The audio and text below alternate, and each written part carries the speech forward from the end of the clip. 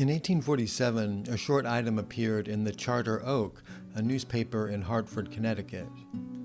The colored population of New London County, Connecticut, assembled on the 11th ult at the usual place of holding their annual election of governor and lieutenant governor at a tavern on the road traveling from Norwich to New London. Here they were assaulted by a gang of rowdies from Norwich who put the entire Negro collection to rout, breaking up the meeting and attacking everything that came in their way.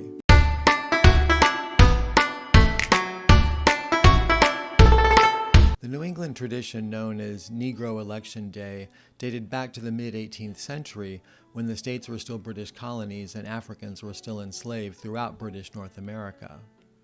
Historian David Hackett Fischer, in his book African Founders, How Enslaved People Expanded American Ideals, writes, "Similar customs also developed on holidays in colonies throughout the West Indies and North and South America.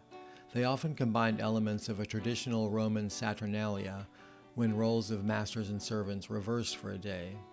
There were many other parallels, but New England election days were unique in their totality. This was the only American region where some English colonists elected their governors before the Revolution. In New England, celebrations marked not the election itself, but the report of its result, a political annunciation day. For African slaves and freedmen in New England, these events also had an important function. African slaves and freedmen elected one of their own men as the ceremonial head of a celebration and as an active leader of their community for an annual term. A formal process of nomination was followed by a contested election in which all African men could participate. They did so by voting out loud, viva voce, which had long been customary in New England elections. Similar events occurred in Massachusetts, New Hampshire, Connecticut, and Rhode Island. In 1837, the Rhode Island Republican ran a patronizing description of the old Negro election days of Newport in an article titled Memoir of Rhode Island, 1756, Negro Election. These creatures of mimic and imitation were generally allowed their own time and amusements on the day of the annual election, when the freemen from all parts of the colony had the right to reserve their votes in the several towns and come and put them in on the day of the election at Newport. The blacks, observing the pride which their masters took in their charter government, in the ambition with which they strove and contended with one another for honor, office, and preferment, conceived the project of imitating the whites by establishing a subordinate jurisdiction and jurisprudence of their own. The old Negroes aided in the plan, but not without the approbation of their masters, who foresaw that a sort of police managed wholly by the slaves would be more effectual in keeping them within the bounds of morality and honesty than if the same authority were exercised by the whites. Their election took place sometime in June, and every Negro who had a pig in a sty at that time was allowed to vote, and none other. They met on their day of election and went through the ceremony of escorting the governor to the place appointed. Each freeman put in his ballot when his name was audibly called and then recorded. On the votes being counted and the election declared, a general shout announced that the struggle was over. And here, contrary to their master's practice, the vanquished and victors united in innocent and amusing fun and frolic. Every voice upon its highest key, and all the various languages of African, mixed with broken and ludicrous English, filled the air, accompanied with the music of the fiddle, tambourine, the banjo, drum, etc. The whole body moved in the train of the governor-elect to his master's house, where, on their arrival, a treat was given by the gentleman newly elected, which ended the ceremonials of the day. But Fischer explains that the elections weren't purely ceremonial. New England's Negro governors were given real power and responsibility through their year in office. They were expected to settle disputes among slaves, to punish crimes against other slaves, and to try cases of theft, assault, and marital infidelity.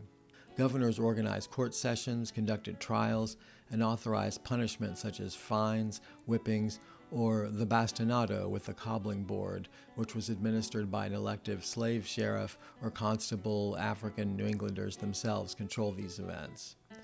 They did so mostly as slaves before 1780 and later as freedmen into the 1850s. Some southern plantations also allowed enslaved people to conduct their own jury trials and punish transgressions by their fellow slaves. For example, Jefferson Davis and his older brother Joseph, who had been influenced by a chance meeting in 1825 with the British industrialist and utopian Robert Owen, rarely interfered in the decisions of slave juries, and when they did, it was to lessen sentences. Indeed, historian William C. Davis writes that Joseph Davis's Hurricane Plantation was a utopian community in every respect save one, and that exception, of course, was that its citizens were property. Davis did not at all regard the Negroes as equals. His was an entirely paternalistic society geared to his belief that the less people are governed, the more submissive they will be to control. Jefferson Davis had a distorted view of the benevolence of slavery as an institution that was influenced by his brother's distinctive practices. But as Fischer writes of New England, something quite extraordinary was happening here.